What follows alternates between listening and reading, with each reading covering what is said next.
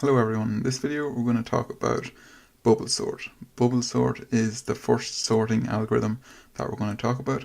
It's not the best one in terms of efficiency, but I think it's a really nice one to start off with. It's really simple to understand.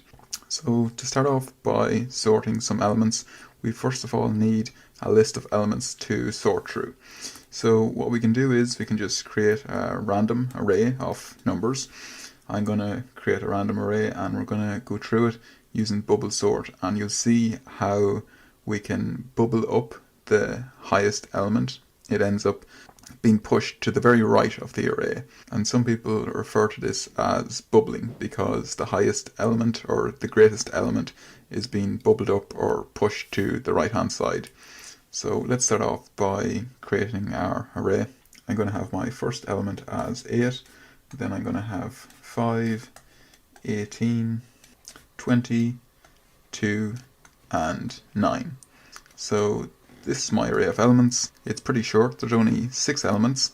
I don't want to have this array too long because the procedure itself, bubble sort, can take a little bit longer than some of the other ones. So we start off by looking at the beginning of the array. So we look at the first two integers, which is 8 and 5, and we want to check to see are these in the correct position.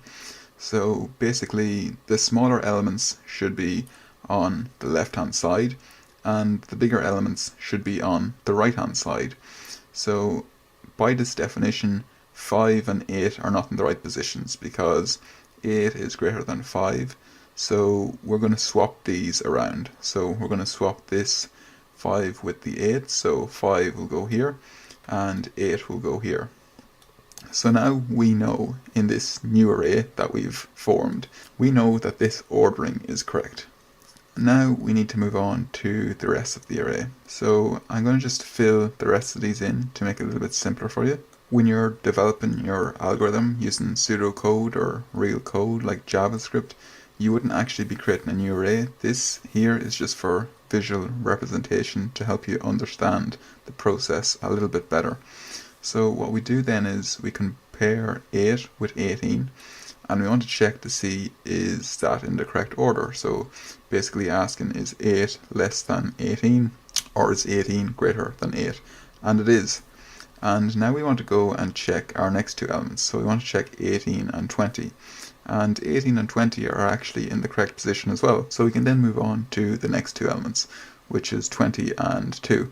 Now unfortunately these two elements are not in the correct position, so we're going to have to swap them. So 2 is going to go here and then 20 will be here.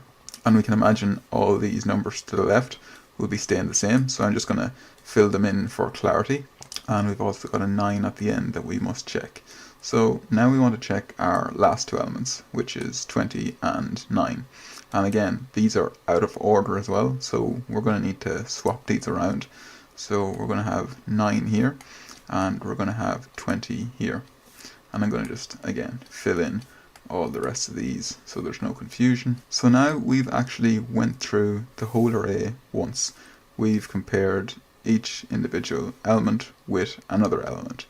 So we can say we've looped through the whole array once, so we could say n times is usually the terminology that we use, and after we've looped through it once, or n times, we are sure that our last element, which is 20 in this case, but whatever our last element will be, depending on our given array input, will be in the correct position. So 20 is in the correct position.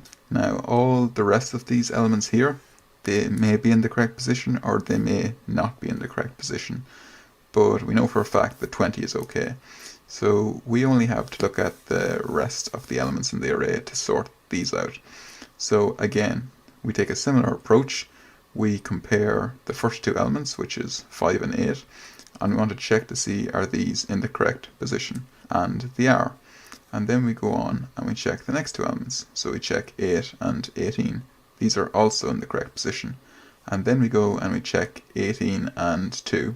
These are not in the correct position, so we need to swap these around. So 2 becomes here, 18 becomes here, and we'll fill in our 9 and our 8 and our 5, just to be clear. And now we've got this. Okay, we've got 20 here at the end, but we don't really care about 20 because we know it's correct. It's this here that we're concerned about. So we go and we compare 18 to 9, and this is also out of order. So I'm just going to bring this array up here because we're running out of space down here. So we would go and swap these elements. So 9 would come before 18, and again after 18 we have 20, but we don't necessarily care about it because we know that it's in the correct position. And then we have 2, 8 and 5 before this.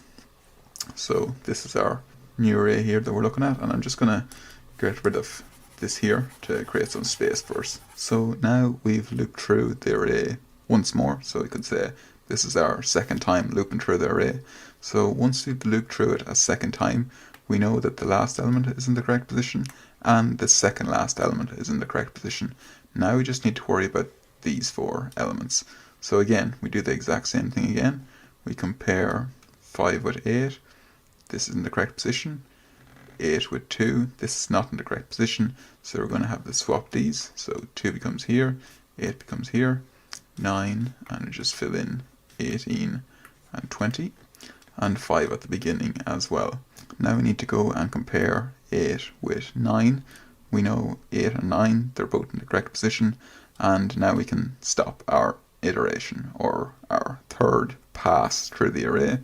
So now after passing through the array 3 times, we know that the last element is okay, the second last element is okay, and the third last element is okay. These are all ordered. But as far as these 3, we're still not sure yet. So we compare 5 with 2. This is not in the correct order, so we switch them around. So we put in 2 and 5. Then we compare 5 with 8. And we know that 5 and 8 is in the correct order, so I'll not bother writing this bit out. I'll just put 8 down here, and I'll follow it up with 9 and 18 and 20. So after this, we know that 20 is in the correct position, 18 is in the correct position, 9 is in the correct position, and 8 is in the correct position.